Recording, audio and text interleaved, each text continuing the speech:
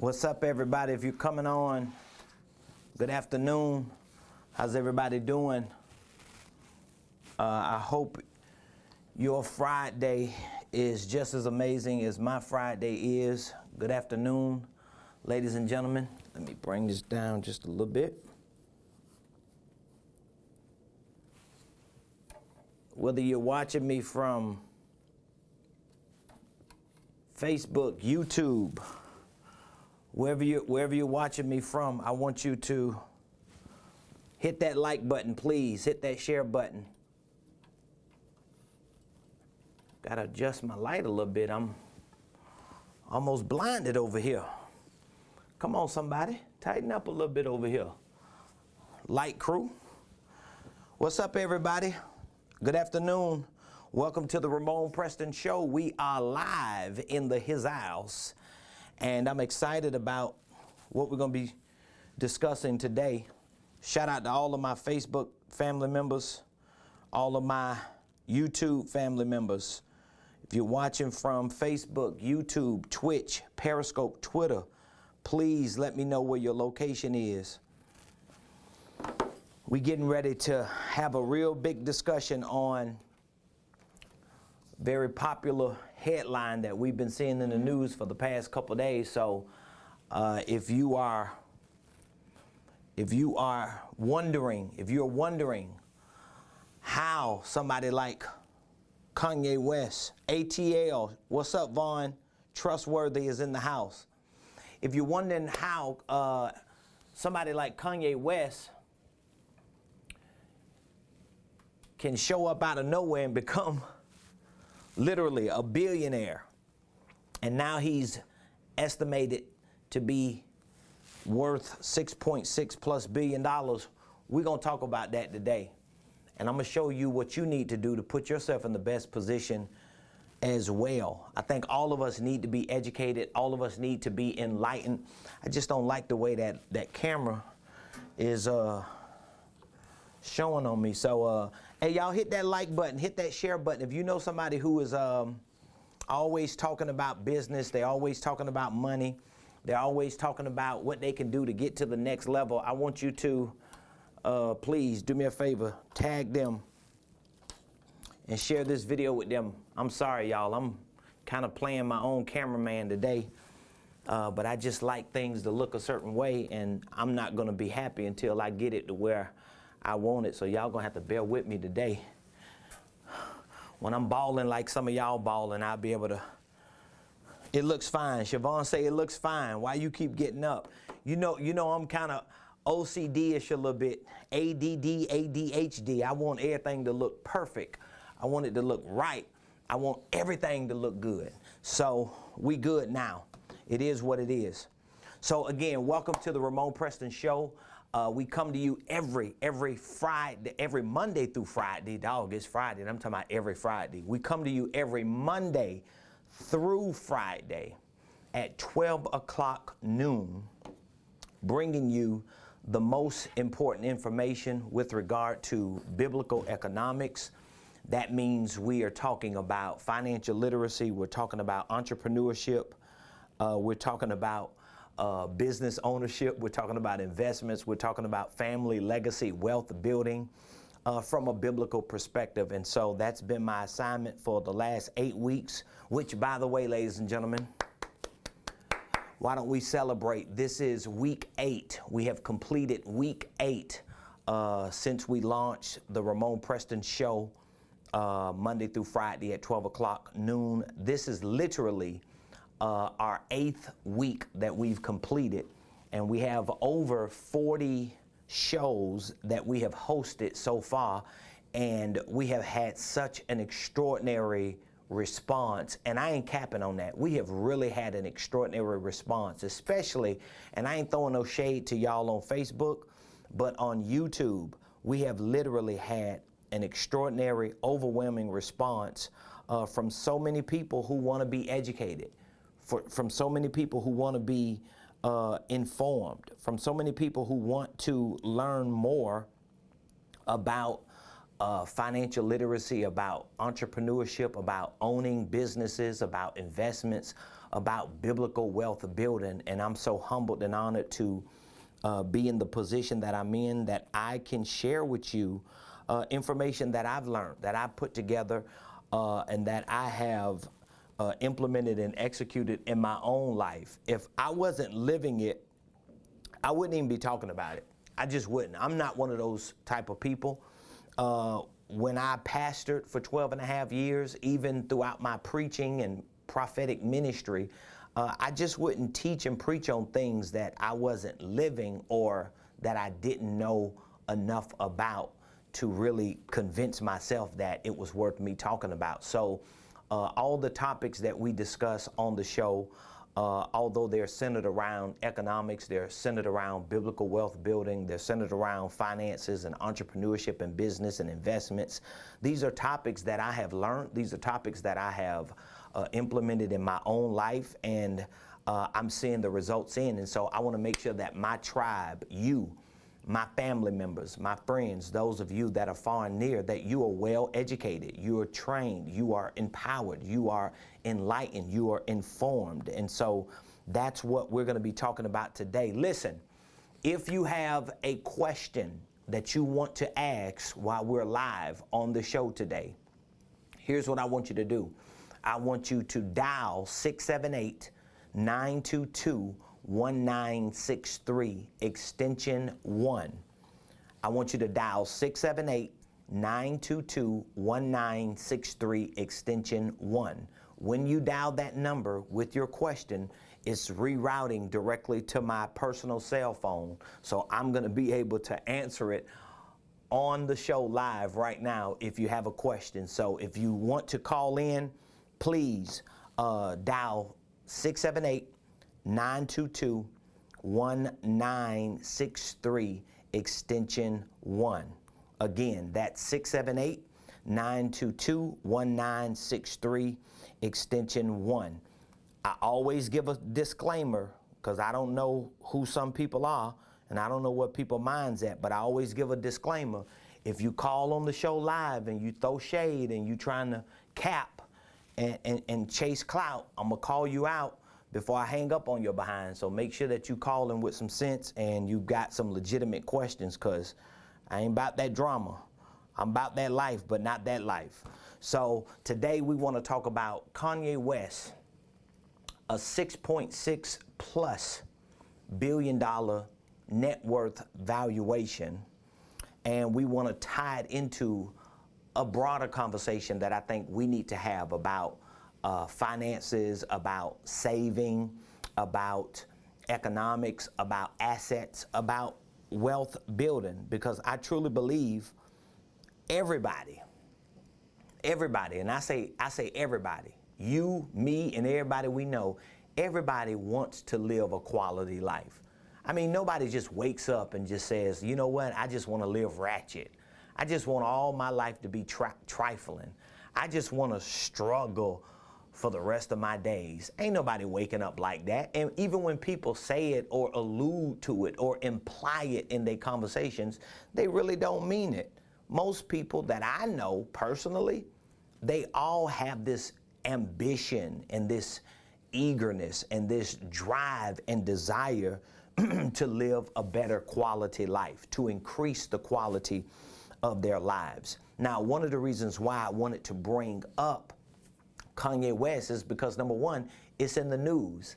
It's being headlined by some of the biggest, companies and biggest magazines and biggest blogging sites and vloggers that we have out on social media today, and just in media, period. So here's how the headline, one of the headlines at least that I read, here's how it reads. Kanye West has an estimated net worth of $6.6 billion, and here's how the end of the headline read, across all of his assets. That was a real headline that I read. Okay, Kanye West has an estimated net worth of $6.6 billion. Here's the clause that I want to extract and talk from. across all of his assets. Now, there are several magazines, there are several blog sites, there are several platforms in the public media that broke down all of his assets. We're talking about his land, his real estate, his music, his music album portfolio, or whatever you call it, library, his stocks and his cash and his interests in different companies, and his ownership. But one stood out to me more importantly than any of the other ones, and it was how much cash and stock value he actually has. So they're estimating that his cash and stock value is around $122 million. Now think about that. He has an estimated net worth of $6.6 billion, but they're saying that based on all of his assets, his cash and his stocks amount up to about $122 million. So we don't know how much of those $122 million are stocks, how much is cash. We just know between the cash that he's got, liquid cash, and the stocks that he has, it is estimated roughly around $122 million. Now think about that. For someone to have between cash, liquid cash, and stocks, to have $122 million, but to have an overall net worth of $6.6 billion, that's about like 66 or 67 times more of a net worth than he actually has in cash, liquid cash, and stocks that perhaps if he wanted to sell those stocks, he can sell them and cash out and liquidate it and walk away with $122 million of liquid cash. So let's just say between cash and stocks, he has access to $122 million, right? That he can get it, cash out, liquidate it, and do what he want to do. Well, his net worth is $6.6 billion. That means his overall net worth is 67 times more than the cash and the stock value that he can liquidate any day he wants to. How do you go from $122 million in cash and stocks to a $6.6 billion valuation? Well, there are a lot of things that make up that type of valuation. And this is what I've been talking about. If you listen to me very carefully, and if you go back and watch some of the videos that I have been posting and some of the shows that we have been hosting, you can kind of read between the lines and put all the pieces of the puzzle together, because this makes up several dynamics. This is not just a one and done or hit and miss situation. This ain't just some financial windfall that he found himself in. And this is the way of the wealthy. Because if you're worth $6.6 billion, you wealthy. All right? You beyond a millionaire. You beyond a billionaire. You beyond just simply being rich. You are wealthy. And when you think of a lot of the principles and the practices that we are educating our community about, we are informing our community about, not just through this show and this platform, but just through what we're educating people on our online training platform, what I educate people on when I'm coaching and consulting them, and just the conversations that we always have when we are able to come together like times like today. You gotta take all the dynamics into consideration, which, by the way, if you just came on, if you have a question, even if it's not about what I'm conversating on with Kanye West and his valuation, I want you to call me, dial 678-922, what is it, 1963. I got to remember my own number, 678-922-1963, extension 1. Call in. I'm going to answer the phone live, all right? And I'm going to take your question, and I'm going to answer your question.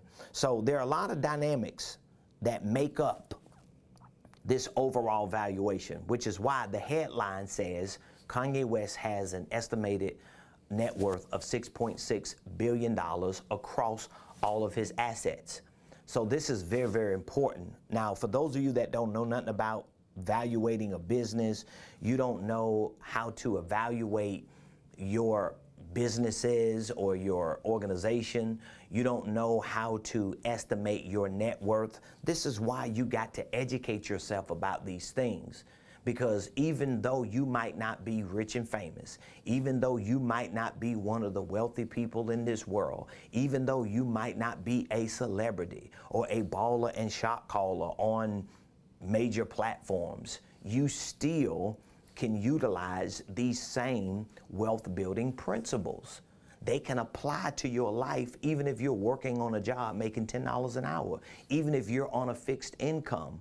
Even if you just broke as a joke and without a pot to pee in or when to throw it out, guess what? You can still put yourself in a position to implement and execute certain wealth building strategies. It's just a matter of you learning them, becoming aware of them, and figuring out how you can integrate them into your life where you are. Because nobody starts out at wealth. As a matter of fact, the average millionaire, billionaire, wealthy person on this planet is a self-made millionaire, billionaire, wealthy person on this planet, which means they didn't start out a millionaire.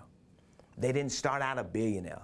They didn't start out wealthy. They just developed the habits to implement and execute certain wealth building principles, and over time, in their commitment and consistency to those principles, they accumulated millions, they accumulated billions, they accumulated wealth. And so there's no excuse, ladies and gentlemen. We have access to this information. We have access to these principles. And once we get access to it, once we are aware of them, once we begin to enlighten ourselves and educate ourselves about them, it is our responsibility to see to it that we remain committed and consistent to those principles. And this is exactly why we, generally speaking, in the public, are talking about somebody named Kanye West, who has an estimated net worth of $6.6 billion across all of his assets, when in reality doesn't even have $100 or $150 million of liquid cash, but has a net worth that is 66 to 67 times more than the liquid cash he has access to. You know why? Because he has taken the right wealth building principles and he has applied them to his life. Now, let's break down some of these principles that I believe he has obviously implemented and executed. Well, one wealth building principle is he preserves, he manages, he looks over, I'm trying to find every word possible, he takes care of, he is responsible for his number one wealth building tool, which is his income. All right? This is the foundation of building wealth. He manages, he takes care of, he oversees, he keeps his eye on his number one wealth building tool. So you can't just look out into the abyss or into the galaxy and say, I just hope and pray one day God just open doors for me so I could be rich, so I could be wealthy. Well, you got to start with the first wealth building tool that you have been blessed with, and that is your income. So if you're watching this, just for the people who are in the back, who can't hear me clearly, who can't see me clearly, or who are scared to click on and watch the whole show because they probably capping themselves, I want you to type in the comments for me something that I regularly say and a lot of financial experts and gurus regularly say. Your income is your number one wealth building tool. For some of you, it is one of your top wealth building tools. For many of you, your income is your number one wealth building tool because that's pretty much the only thing you got that is consistently coming in. This is how you're going to build wealth. You're going to build wealth because you're going to take your number one wealth building tool and you're going to manage it. You're going to maintain it. Remember, this headline about Kanye West's $6.6 billion net worth is centered around all of his assets.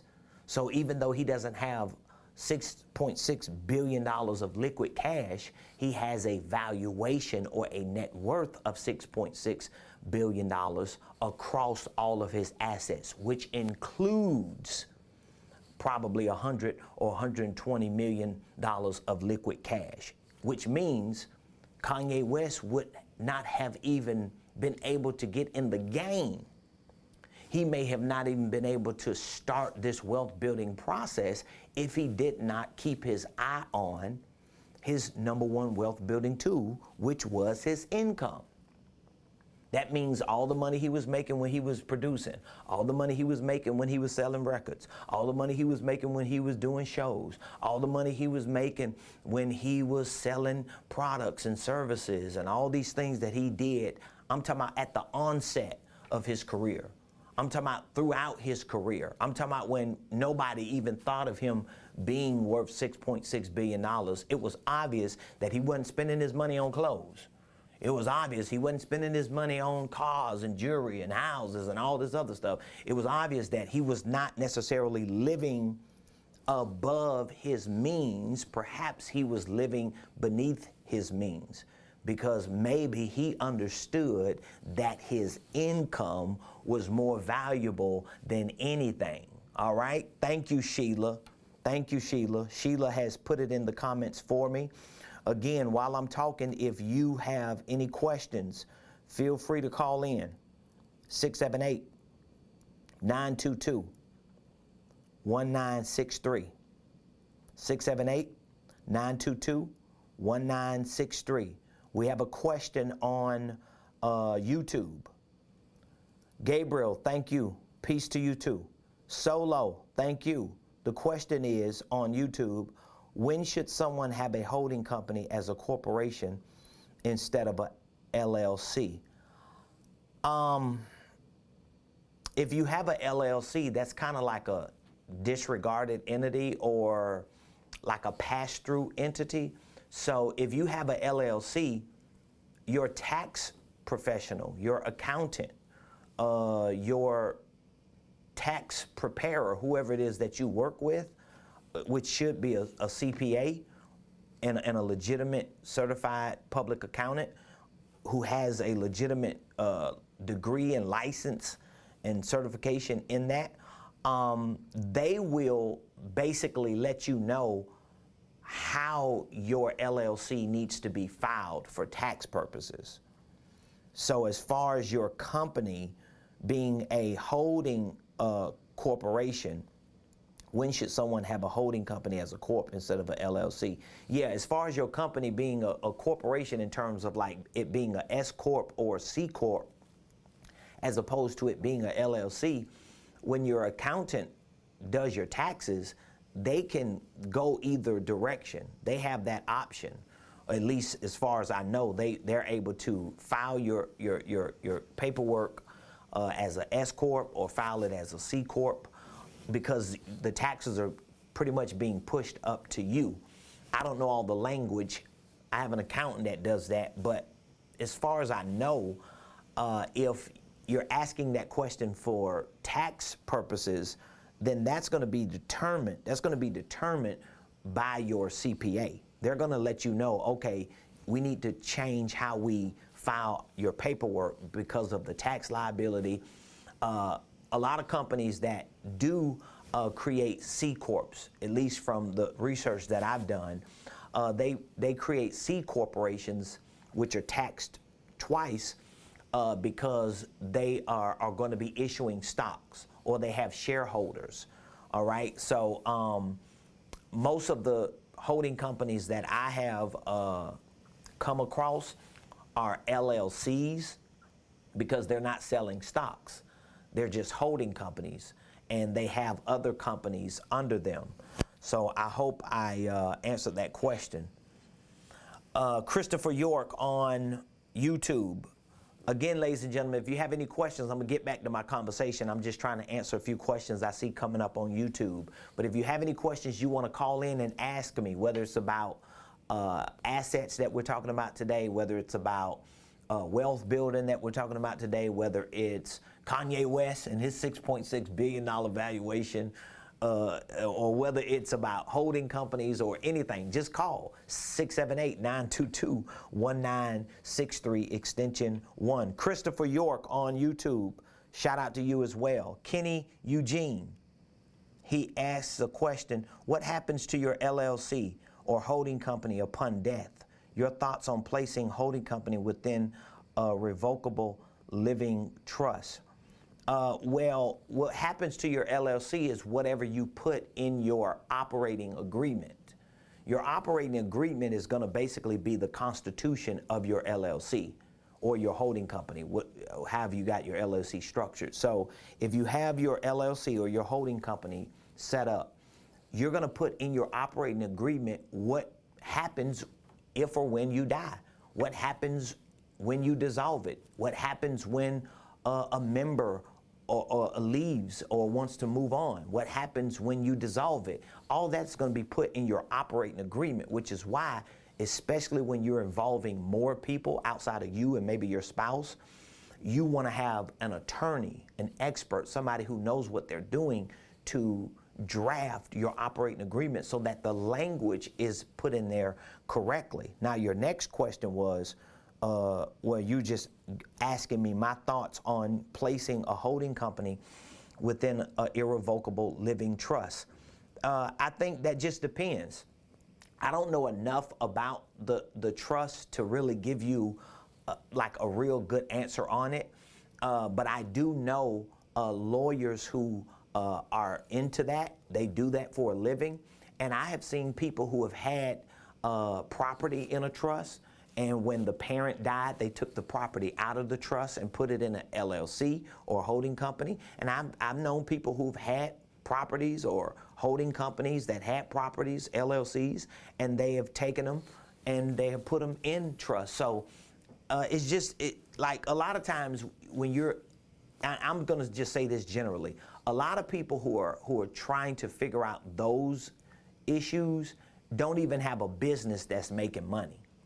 So to have a LLC that you are operating as a holding company and to have products and services that you want to introduce to the market, and you prefer to start operating companies that your holding company will own so that your operating companies can make money, which means your holding company is going to have more purchasing power. That's going to be the first step. The first step is not for you to create this trust and then for you to put all the stuff that you're doing in your business in your trust, and now you're not able to sell the business if you want to sell it, diversify certain assets because you're trying to create something for a time that you're really not there yet. What happens is you create a holding company, you create operating companies that your holding company owns, you make money, you become a millionaire, you get wealthy, you probably at that point already have insurance policies, you already have a will.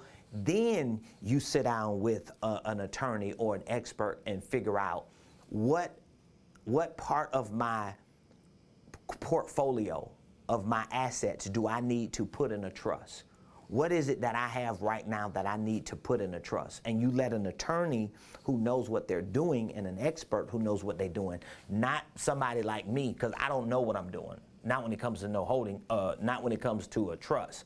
So you let an attorney do that, because when I get to having those conversations about trust, when I get to having conversations about wills, when I have conversations about certain accounting issues, you know what I do?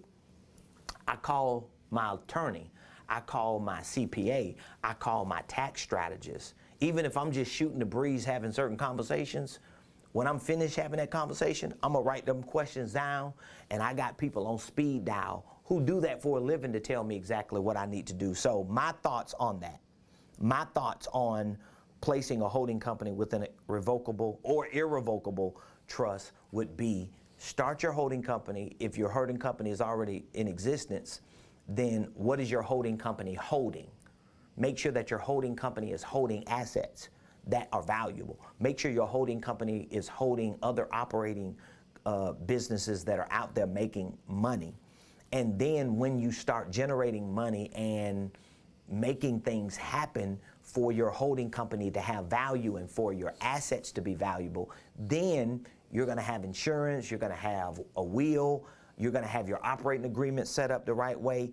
And then you could sit down with an attorney, even if it's just some preliminary conversations that you're having, to say, hey, listen, if you go to an attorney, I tell people this all the time, and I'll say this and I'll move on back to my conversation, but I tell people this all the time.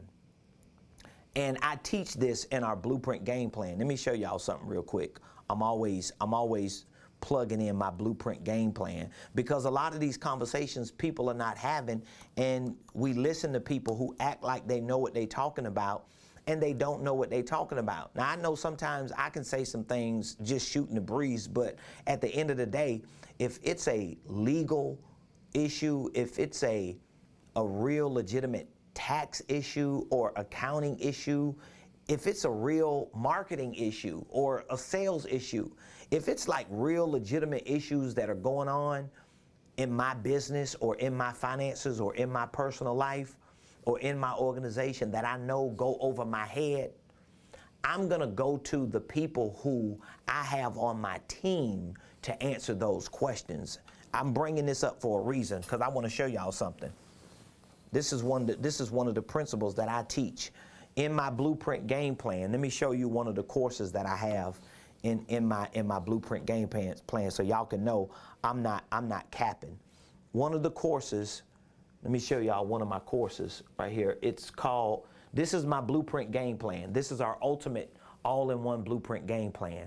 So this entire training system educates you and trains you on the most important aspects of financial literacy, entrepreneurship, business ownership, investments, and wealth building. So I'm not giving you everything, because I don't know everything, but I'm giving you enough to know, like I know, to do it and be educated and informed enough to make sure you're doing it right. But here's one of the lessons that I teach. It's called The Entrepreneur's Guide to Business. This is an entire course. Let me click on this course to show you. So this course teaches you all about entrepreneurship and business ownership and starting a holding company. Look at some of the modules in here. I just want to show y'all, this is why I answer some of the questions like I answer them, because too many people are lying to you, making you think they're experts in certain things, and they're not.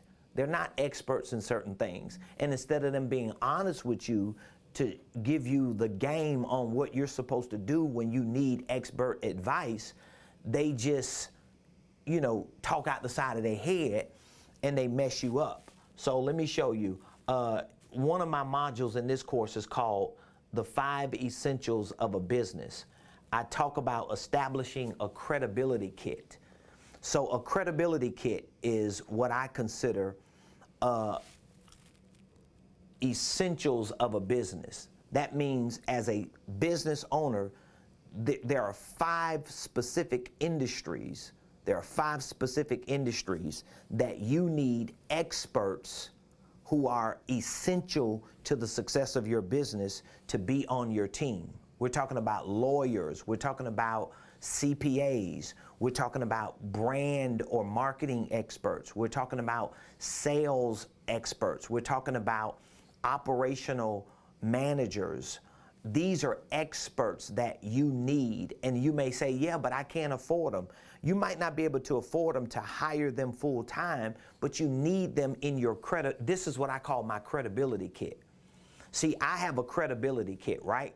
Which means if I have a legal issue that I know goes over my head, guess what? I can text 2 or 3 attorneys that I have a relationship with.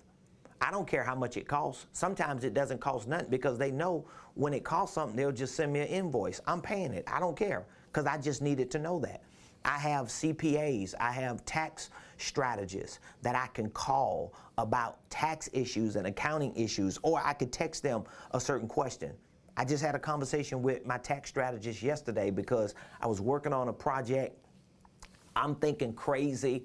I'm like, oh man, I should be able to do this, do that, and the other. And guess what I did? I thought about it. I was like, man, can I do that? I was like, I don't know if I can do that. So what did I do? I text my tax strategist, and I asked them, and I was like, matter of fact, I emailed him, and he emailed back like a minute later, and he was like, give me a call. And so I texted to find out if it was good to call, and he called me, and we're on the phone talking for about 10 or 15 minutes. I asked him 4 or 5 questions. Like those 4 or 5 questions was like game changers for me. I'm on the phone like, oh my God, I didn't know that. And just the things that he said and the language that he spoke, it's worth me paying somebody to have on speed dial just for that. Because I would have done things, even if I was doing them correctly, but just not knowing, it can mess you up sometimes. So my point is, a lot of these big issues that go over your head, beyond your knowledge, beyond your ability to run your business, that's a part of running your business. A part of running your business is not you being an expert at everything.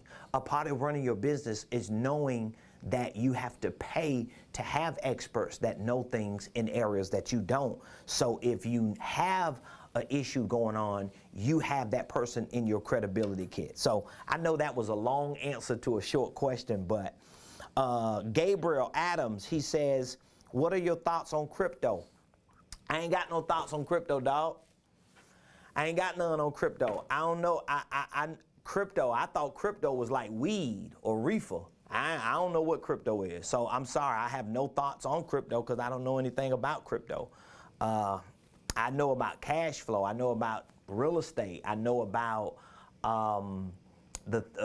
investing. I know, real estate investing, what I'm talking about, because my wife and I, we're in real estate investing. I know about investing in businesses. I know about holding companies. I don't know about crypto. I have no idea. I thought crypto was weed, so my bad. Thank you for asking. Kenny Eugene on YouTube, thank you. I truly appreciate your service. Thank you, my friend. I'm glad that you got your question answered. If you have any questions, ladies and gentlemen, feel free to call me right now at 678-922-1963 extension 1. I had a few questions I had to answer. So back to my conversation that I was having with regard to the wealth building principles that someone like Kanye West uses, and other wealthy people, other billionaires, other millionaires use on a daily basis, because they're committed and consistent to implementing and executing those wealth building principles. One of the first wealth building principles is you have to watch, you have to keep your eye on, you have to be disciplined to control your #1 wealth building tool, which is your income. That's what you should be focusing on more than anything. Even if you don't have a business, or even if you have a business, guess what? Your finances is important to your business. So if you can't control and manage your personal finances, what makes you think you're going to control and manage money that's coming in your business? Again, you might not be an accountant. I'm not an accountant. But guess what? I know enough about accounting to know that I have to manage and track my income and expenses, because my income is my #1 wealth building tool. That means the money that I have coming in, wherever that money is coming in at, I got to keep my eyes on it. And keeping my eyes on it means that I got to figure out how to track my income in a way that I keep more of my income than I give away. That means I've got to live beneath my means. That means I have to make sure that I don't live above my means to impress people that I don't even know. All right? These are principles that you have to begin implementing and executing if you're going to build wealth. Because guess what? Your wealth is going to be built by other things, by other dynamics, by other aspects of economics, but it never excludes your income. Because if you can control, manage, and stay on top of your income, which means you make sure that the money that you're making, you're not letting all that money leave your hands. You're at least putting yourself in a position to where you can build the muscle and the discipline to actually get wealthy.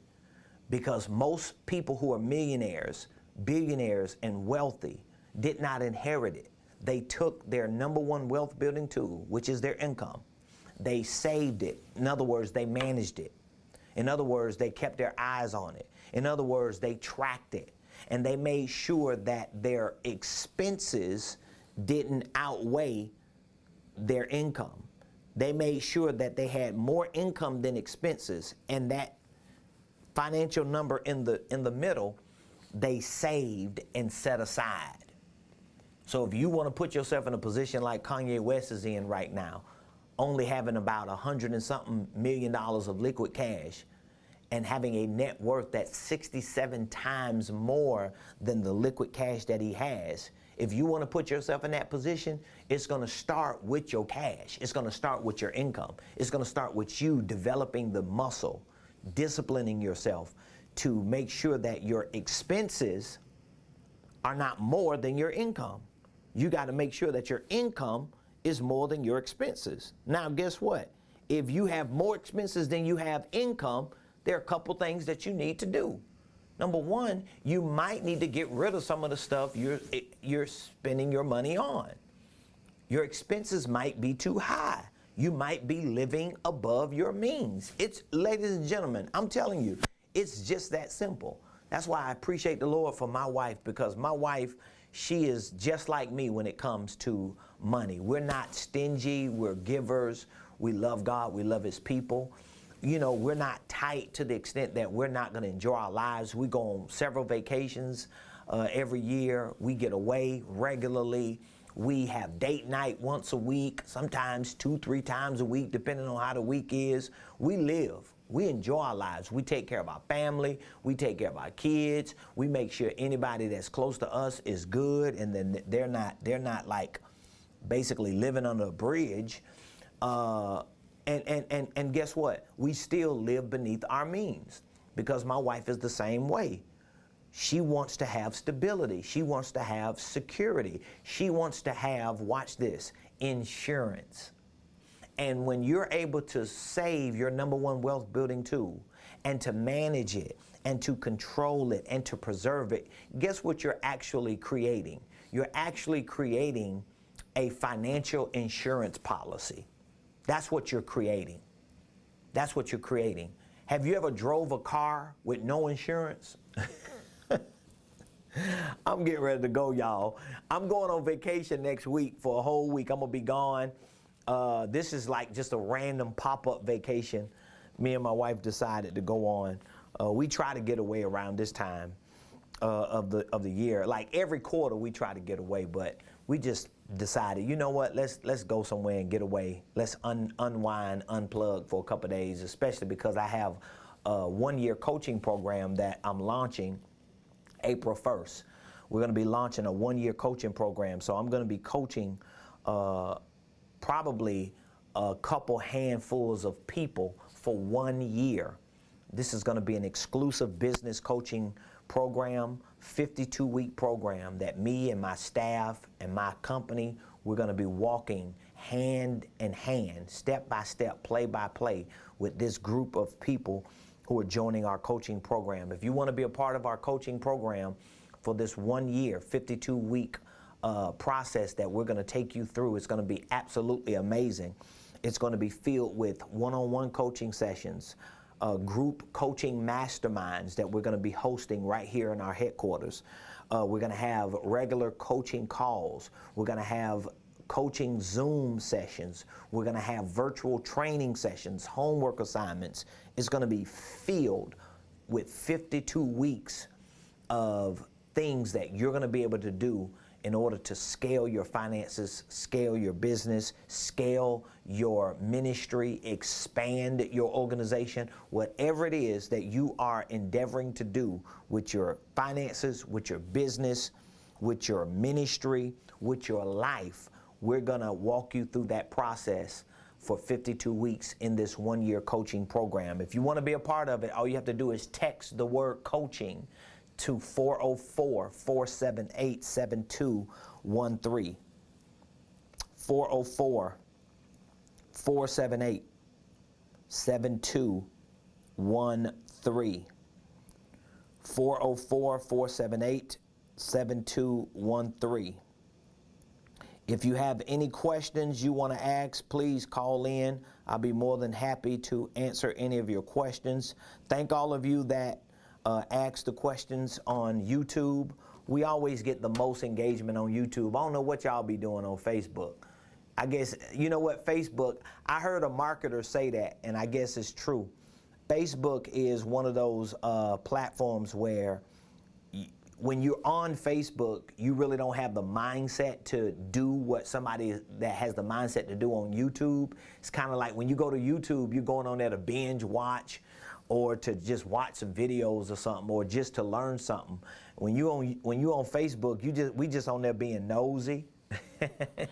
We just on there being nosy, trying to see what everybody doing. But I'm getting ready to go on vacation, and next week we will not be hosting our show. Monday through Friday, we will not be hosting it. So this is our 8th week since we've launched the Ramonepreston show. We're gonna take a week off next week. We're gonna be regrouping. We have a whole lineup of new shows that we're going to be introducing beginning Monday. I believe it's the 29th. Let me make sure my days are right. So Monday, we will not be hosting a show next week. Monday the 22nd through the 26th, we won't be hosting our show live. We'll resume 10 days from now, Monday the 29th of March, and we'll continue on at least until my next vacation. Because when I'm on vacation, I ain't doing no shows. When I'm on vacation, I ain't even doing that kind of work. Not that kind of work. I work, but I ain't doing that kind of work. So, daughter, you say we'll be on spring break.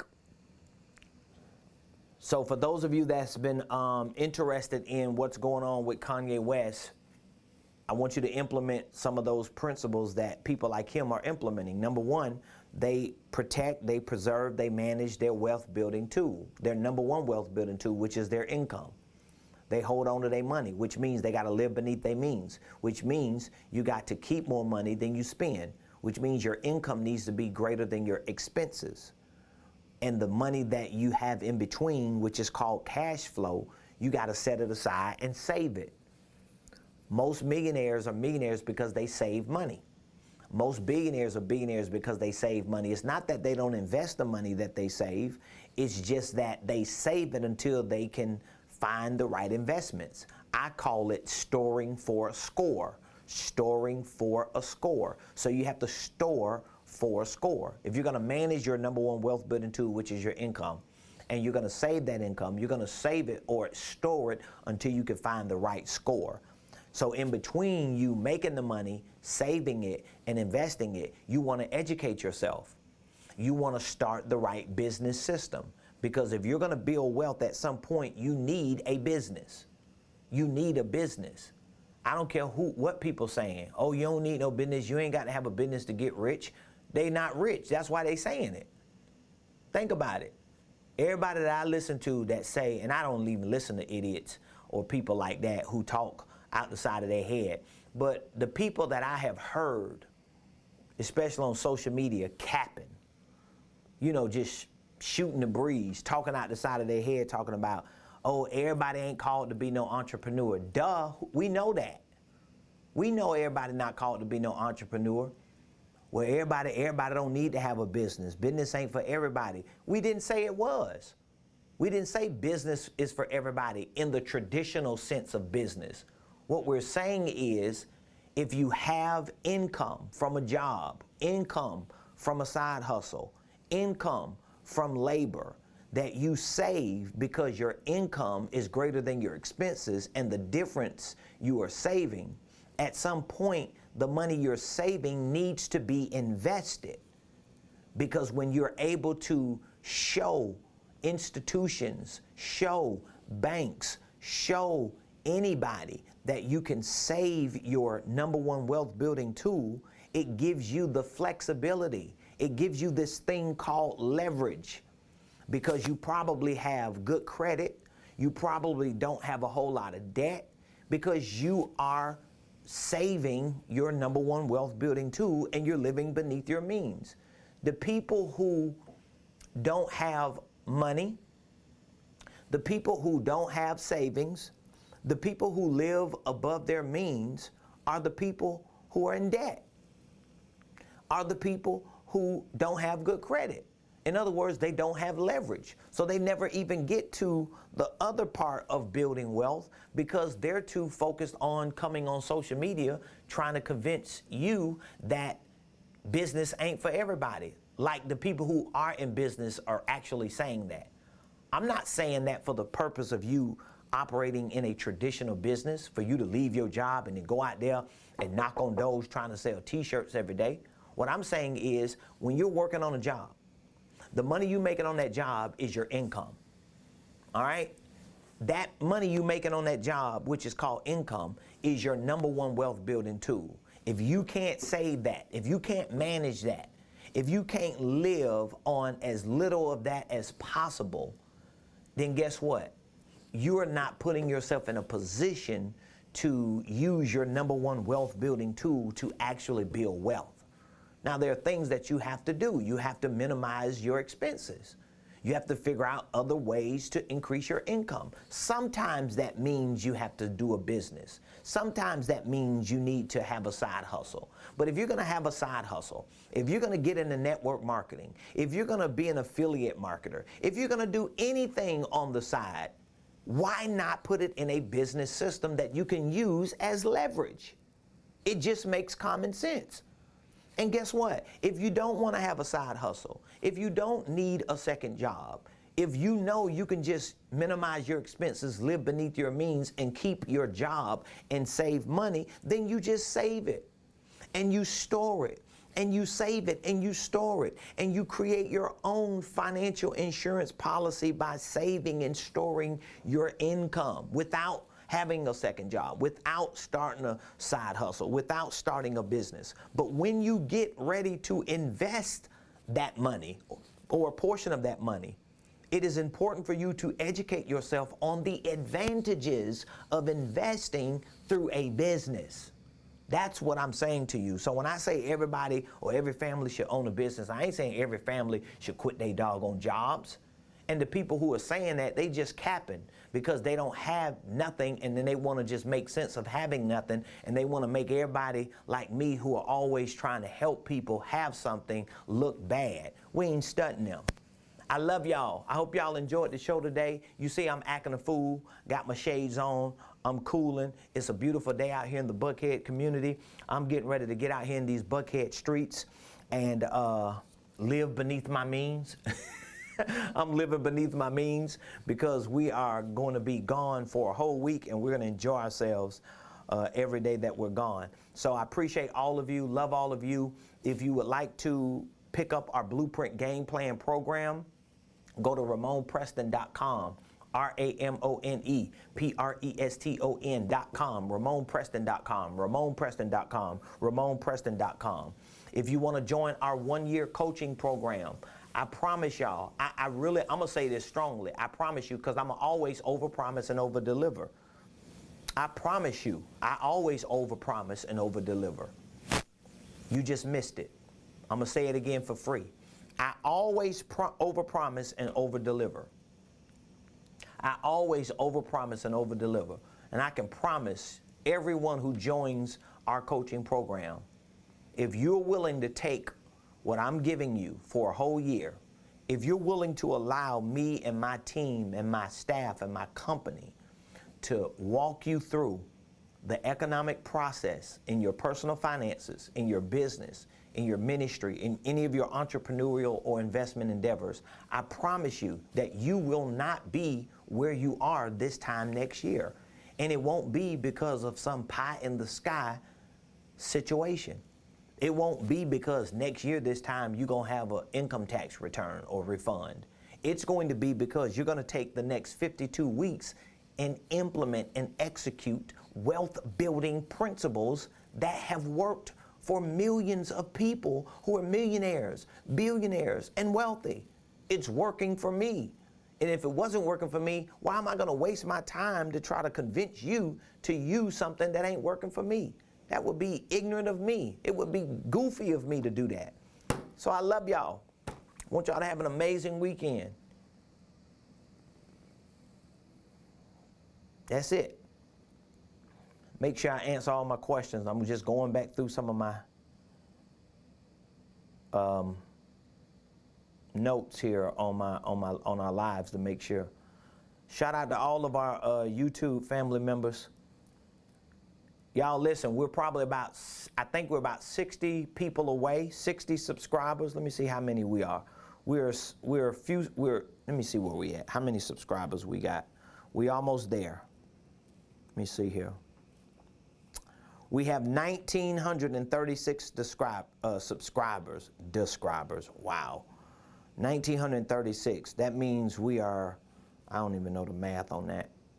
Let me see, 2,000 minus 1,936. So we're 64 subscribers away from 2,000 on YouTube. That is tremendous. I'm so happy about what's been going on with our YouTube channel.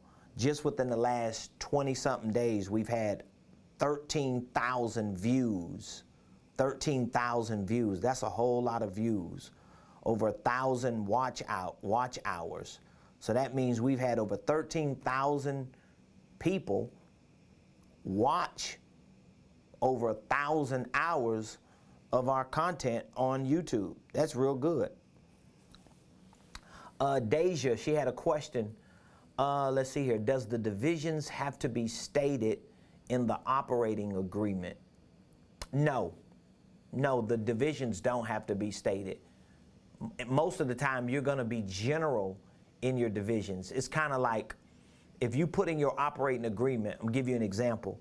If you put in your operating agreement, your holding company is going to invest in real estate. You don't necessarily have to say what your real estate is going to be in. That would kind of imply divisions where, okay, we're going to have different divisions of real estate investing. We're going to invest in condos. We're going to have a condo real estate investment division. We're going to have a single family home real estate investment division. We're going to have a quadruplex real estate investment division. We're going to have a multifamily real estate. You get what I'm saying? We're going to have trailer home real estate invest. Those will all be divisions, but in your operating agreement, you may just have this business is for the purpose of real estate investing. So you're generalizing it in your operating agreement. It doesn't mean that it's not legitimate because you have 8 different real estate investment divisions that you are operating by. That's how you're going to build your holding company out, or at least you're going to build your operating companies out like that. Okay?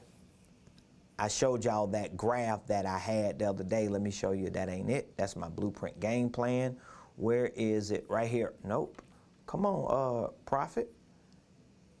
You acting real goofy today, ain't you? There we go. So I'm just answering the question for Deja. She just asked that question. Let me show you, Deja. Right here. If you can see it. I'm just answering your question. Let me make sure I got your question right. The question is, does the divisions have to be stated in the operating agreement? No. So in your operating agreement for your holding company, let's say if you have, we're gonna invest in real estate. We're gonna invest in real estate. This company is real estate for real estate investments. Okay. Then you might have divisions or subsidiaries. These are legitimate companies.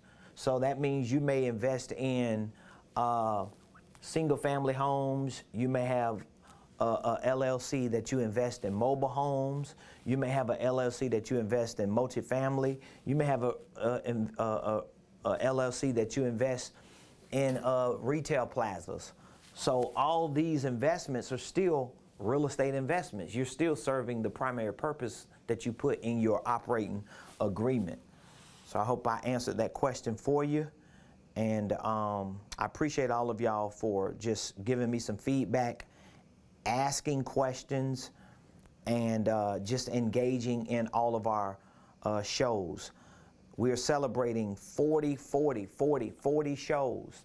This is our 8th week that we've completed for the Ramonepreston Show, and I am certainly proud of the work that we have been able to do just within the last 8 weeks.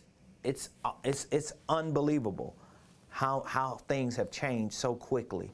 So no matter what it looks like, people are actually listening, people are actually watching, people are actually learning, and they're being well informed on what we're doing. So I love y'all. Have an amazing week, and we will see you all back here on the Ramonepreston Show live Monday, March the 29th.